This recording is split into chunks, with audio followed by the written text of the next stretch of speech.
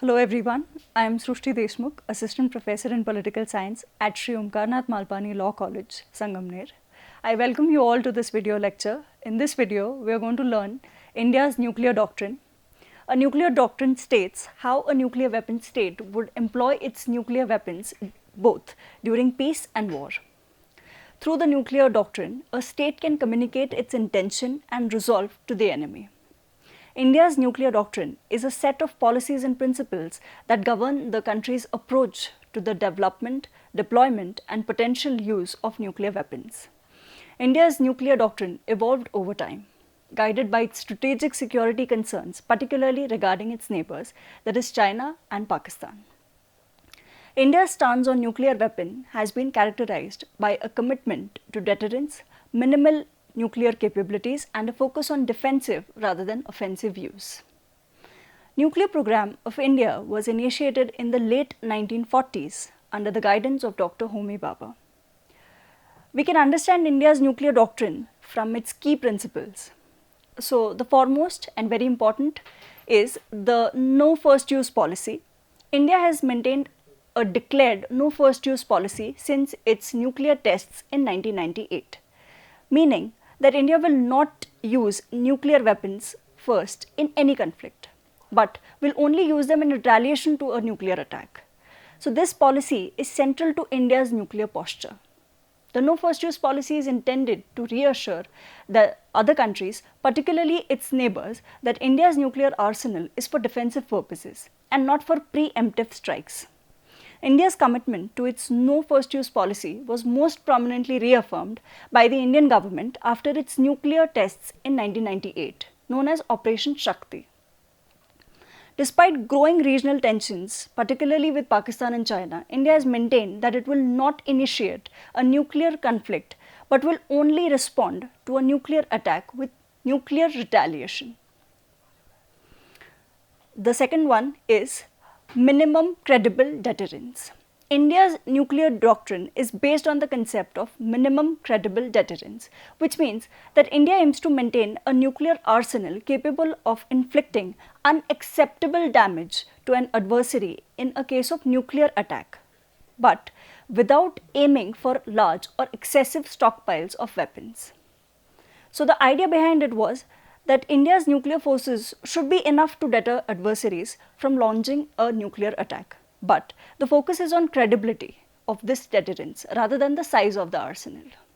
For instance, India's development of the Agni series of ballistic missiles, including Agni 5, which is a long-range missile capable of striking targets deep inside China and other adversaries, demonstrates India's desire to maintain a credible deterrent without aiming for an arms race. Credible second strike capability is another doctrine in the India's nuclear doctrine. India has focused on ensuring a second strike capability, meaning the ability to launch a nuclear retaliation even after a devastating first strike by an adversary. This is achieved through the development of nuclear weapons that are survivable and can be launched from different platforms, that is, land, air, and sea. Development of a nuclear triad. India's nuclear triad ensures that nuclear deterrence is credible. So, we have land-based missiles. India has developed a variety of short and long-range ballistic missiles, such as the Agni series, which provides a land-based deterrent. Then we have air-based deterrence. India has aircrafts like Mirage 2000. We have Sukhoi 30 MKI. We have Rafale that can carry nuclear weapons. Then we also have submarine launched ballistic missiles. India has INS Arihant. It is the first nuclear powered submarine which carries K-15 and K-4 missiles, ensuring the survivability of nuclear deterrent through sea-based platforms. Another key principle of India's nuclear doctrine is the no use of nuclear weapons against non-nuclear weapon states. So, as a part of India's broader commitment to disarmament and arms control, India has stated that it will not use nuclear weapons against countries that do not possess nuclear weapons and are signatories to the Nuclear Non-Proliferation Treaty, that is the NPT, or other control agreements. This is in line with India's stated goal for seeking nuclear disarmament and promoting the peaceful use of nuclear energy. It also aligns with India's emphasis on nuclear weapons as a deterrent rather than a tool for offensive military actions. Another key principle is massive retaliation. In the event of a nuclear attack on India, the country would respond with massive retaliation, meaning disproportionate and overwhelming nuclear response targeting the adversary's critical assets, which are military, industrial, and population centers. This principle reinforces the concept of deterrence, ensuring that any nuclear attack on India will result in devastating consequences for the aggressor. So the intention is to neutralize the country from contemplating a nuclear strike on India, and as the retaliation would be catastrophic. Now, the last one is support for global nuclear disarmament. India has been a proponent of global nuclear disarmament and has consistently called for a nuclear-free world. However, India has emphasized that disarmament should be pursued in a phased and multilateral manner.